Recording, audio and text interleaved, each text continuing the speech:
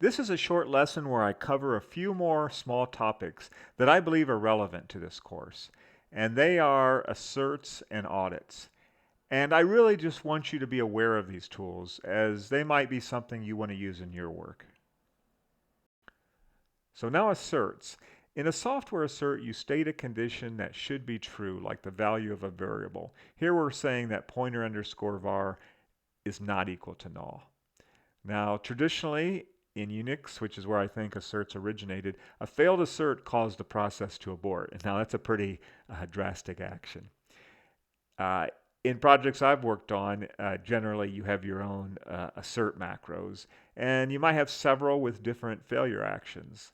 So one might be, if it fails, just log an error, including the file name and the line number, and continue on.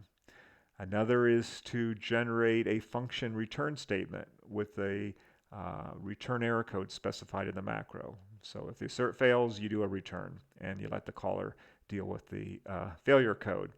And then another possibility is you declare a fatal fault. This is comparable to the abort in Linux, and we'll see a sample of that in just a second. So asserts are clearly very useful during development and testing. They're fast and easy to write. They provide the exact location where the problem was spotted. I find that use of asserts really varies among projects and among developers. Sometimes they're never used. Sometimes it seems like every function has some asserts in it. They're very commonly used at the beginning of a function to validate the function arguments. So, a possible assert macro for this course, and this is just sort of simplified, would be this, where you would say assert underscore fatal, which gives the developer just make sure it's clear that if this assert fails, the system's gonna reset. And you give the condition, which is C code, and so the macro expands if that condition is not true. Then what we're going to do is call fault detected. It's an API on the fault module. And I'm assuming here we've added a new fault type, which is called assert.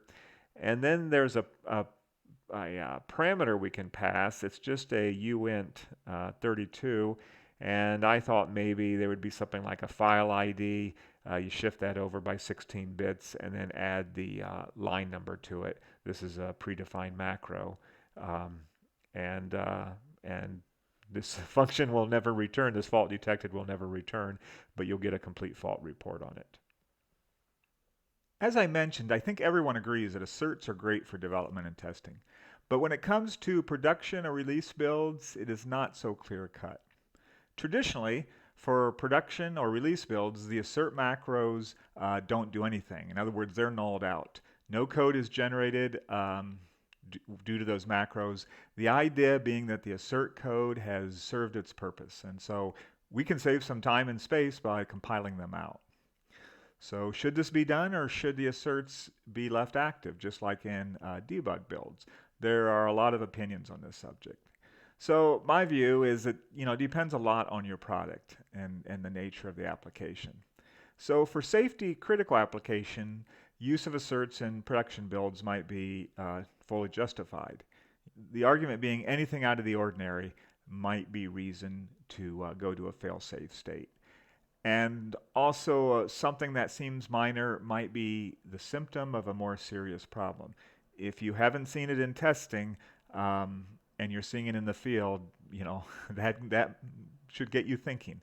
So I worked in robotics for some time, and in that product, it was somewhat like this. There was little tolerance for anything out of the ordinary. Pretty much anything went wrong, you shut down.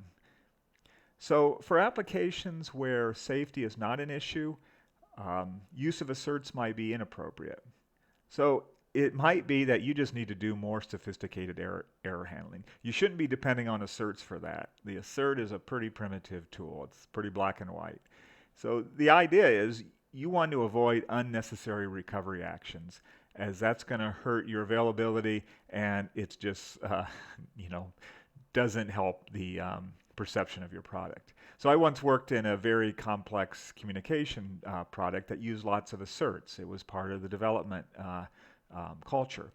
And it went to the field with asserts enabled. I don't know if how that decision was made or whether it was even a conscious decision, but that's what happened. Well, with that kind of product, what happens in the field is so much different and complex than test labs. It's just the nature of that kind of system. So we were experiencing recovery actions, resets of different levels due to asserts. And it turned out that some of these recovery actions were unnecessary. The asserts needed to be replaced with better error handling. And of course, that's what was done. But there was some pain experienced along the way. One other thing I just want to mention that comes up, if it's a performance-oriented product where you just need every bit of CPU you can get, then the view is asserts are using resources and they're doing no productive work. So this is just another factor to consider.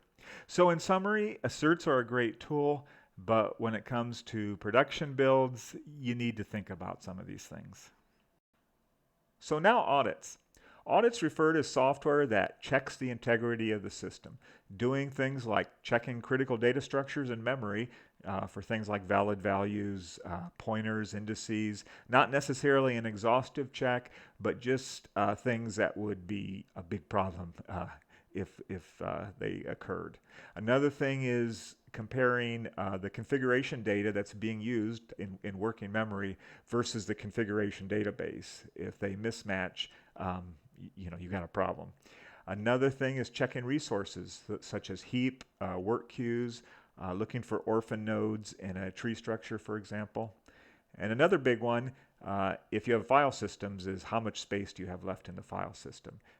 For instance, /var in Linux. So many times I've seen systems that start having problems after running for 6 months or whatever, and it's because a file system filled up and the system started behaving erratically. You might remember that there was a Mars lander named Spirit. I think it was early 2000s, and it had a big problem after it landed because during the trip from Earth to Mars, it did some sort of background work and it filled up a file system slowly over time. And they never ran the system for that period of time, so they didn't know about this. Fortunately, they were able to fix it from Earth. So the purpose of the audit is to find problems that might not be visible, but would result in incorrect operation, or that may cause stability problems, and perhaps in the near future. Audits might run on a schedule, every n minutes or hours, or maybe during periods of low processing.